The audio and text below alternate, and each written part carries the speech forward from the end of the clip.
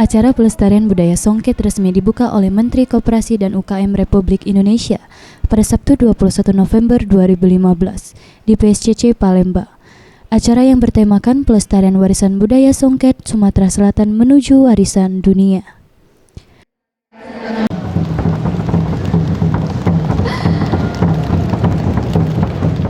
Menurut Menteri Koperasi dan UKM, AA Ngurah Puspa Yoga menilai, Songket Palembang telah dikenal luas oleh masyarakat dunia, di mana kualitas Songket Palembang tidak diragukan lagi, dan ia optimis serta berusaha untuk mengangkat Songket Palembang menjadi warisan dunia.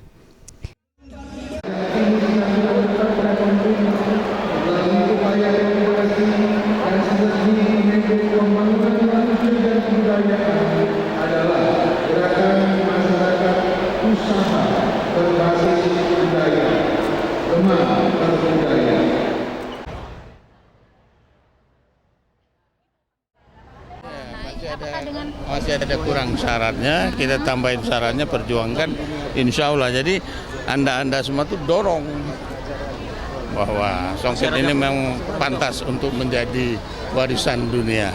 Ada beberapa persyaratan administratif. Indonesia akan menghadapi masyarakat ekonomi ASEAN. Apapun itu, semua harus bersaing dengan negara lain, baik kualitas produk, SDM, dan akses pembiayaan. Tidak boleh ada negara yang dirugikan dalam hal ini, sebab saling ketergantungan.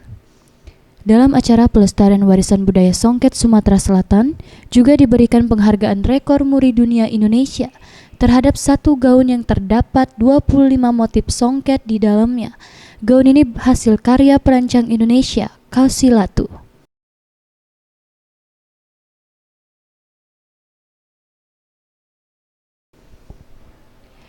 Mega Dwi Handayani, Gusti Putu, Sriwijaya TV.